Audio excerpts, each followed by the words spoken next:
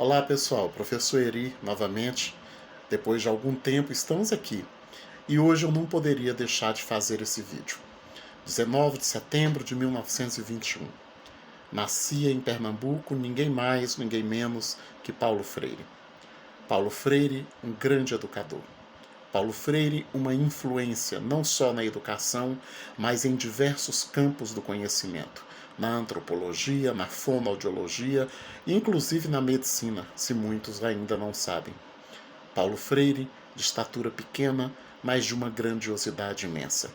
Paulo Freire formou-se em Direito e o seu primeiro emprego como professor foi dando aula de português. Paulo Freire é conhecido pelo método, que ele não gostava que assim chamassem, mas um método revolucionário de alfabetização. Paulo Freire tem suas bases teóricas a partir das suas vivências, leituras e experiências no marxismo. Era um leitor assíduo de Gramsci, bebeu muito nessa fonte, na fenomenologia e também na teologia da libertação. Paulo Freire deixou uma obra e um legado incrível e que muitos educadores, muitos estudiosos do mundo inteiro já sabem do valor de Paulo Freire. Paulo Freire tem busto em Estocolmo, na Suécia. Paulo Freire recebeu o título de doutor honoris causa em mais de 28 universidades pelo mundo afora. Paulo Freire trabalhou na Sorbonne, Paulo Freire trabalhou em Harvard, Paulo Freire, assim que foi exilado do Brasil, assumiu um posto no Chile e ele é um dos principais responsáveis pela praticamente erradicação do analfabetismo naquele país. Paulo Freire é incompreendido por muita gente, mas na verdade não se pode deixar de fazer justiça. Uma das marcas do currículo de Paulo Freire, e que talvez por causa dela ele sofra alguns ataques injustificados, porque ele era um cidadão e teria todo o direito de ter uma vida política, de ter suas opções. Paulo Freire foi um dos fundadores do Partido dos Trabalhadores.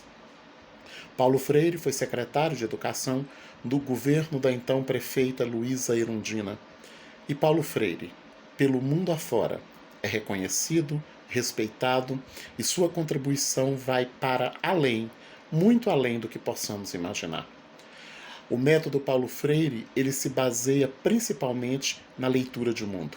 A frase dele, que a leitura de mundo deve anteceder a leitura da palavra, é porque antes de iniciar o processo de alfabetização ou de letramento, Paulo Freire questionava, perguntava. Ele utilizava do método socrático para levar as pessoas à consciência do estado das coisas, da sua condição social e dos seus direitos. Antes de falar em qualquer sílaba, de escrever qualquer palavra, Paulo Freire fazia pensar. Paulo Freire perguntava. Se ele trabalhasse com a experiência como foi mundialmente conhecido de Angicos, e é claro que na comunidade onde se tinha olaria, ele realmente se reportou a palavra tijolo. Mas antes de chegar na silabação e na escrita, Paulo Freire perguntava: do que é feito o tijolo? Para que serve o tijolo? Para que se fazem casas? Como é que são as casas que vocês moram? Por que vocês fazem casas sem ser de tijolos e as casas dos seus patrões são de tijolos? Por meio dessas perguntas, desses questionamentos, Paulo Freire então fazia com que a pessoa chegasse à análise, à leitura do mundo, depois que viria a leitura da palavra. Paulo Freire trabalhava no sistema de círculo, o círculo de cultura. A sala de aula de Paulo Freire não é uma sala de aula tradicional. Sequer ele fez pedagogia para a escola convencional. A escola, a pedagogia e a essência freiriana é feita pela e para a comunidade. Trabalha-se em círculo. Todos ali têm na horizontalidade o mesmo tratamento, a mesma importância. Paulo Freire sempre trabalhou com a ideia da valorização e do respeito à cultura local. A cultura local deve ser respeitada. Paulo Freire também não desrespeitava o senso comum. Ele, inclusive, dizia: é a partir do senso comum, é a partir do conhecimento simples, do dia a dia, é que a partir dele o educador vai edificar sua pedagogia e vai levar que seus alunos cheguem a um nível de consciência maior, mas sem negar e sem desrespeitar a própria cultura.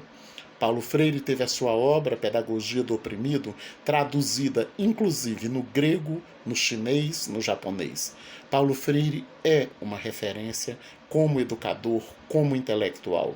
Seus textos, suas cartas, seus livros são verdadeiras obras que merecem leitura detida, atenta. E claro, Paulo Freire nunca fugiu à crítica. Paulo Freire nunca disse que não se poderia criticar sua obra e seus textos e suas ideias. A diferença é que ele respeitava, inclusive respeitava aqueles que o criticavam. E ele também sempre foi adepto de uma crítica, mas a crítica também é respeitosa. Não existe essa necessidade de classificar crítica em positiva ou negativa. Crítica é crítica. A forma como se faz é que pode ser recebida de uma maneira positiva ou negativa.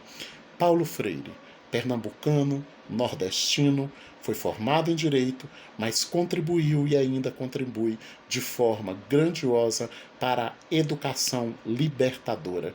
Por isso que ele recebeu também o título de Pedagogo da Libertação. Paulo Freire é uma referência. Paulo Freire vive ainda em cada educador, em cada educadora que parte dos princípios do respeito ao seu educando, da sua história de vida, para a partir dela erguer então os conhecimentos, valorizando as ciências e os saberes historicamente acumulados.